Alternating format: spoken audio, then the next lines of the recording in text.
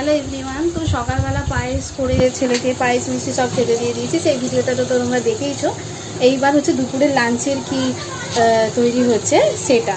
তো দেখো কি কি লাঞ্চে করছি ছেলের আজকে জন্মদিনে। দেখো চিকেন রান্না হবে, তো চিকেনের আলুটা ফ্রাই করতে শুরু করে দিয়েছি।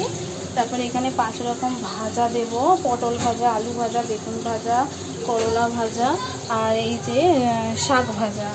আর এখানে হচ্ছে একটু চাল ভেজানো আছে, আর এই টমেটো কাটা আছে, চাটনি হবে। এখানে মাংসের জোগাড়, পেঁয়াজ কাটা।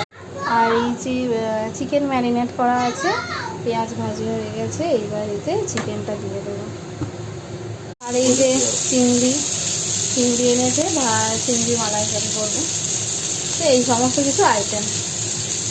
এই যে স্নান করে মন্দিরে পুজো দিতে যাচ্ছে, তারপরে লাঞ্চ করবে। আজ জন্মদিন তো, তাই তো দাদা। এদিকে ঘোরো একবার, চলো। দেখো তাতান পুজো করতে এসেছে। আমার ছেলে প্রণাম করছে, পুজো হয়ে গেছে। এই যে ছেলেকে সাজিয়ে খেতে দিলাম রান্না করার পরে, এবার খেতে দিলাম। তোমরা সবাই মিলে আশীর্বাদ করো আমার ছেলেকে জন্মদিনে।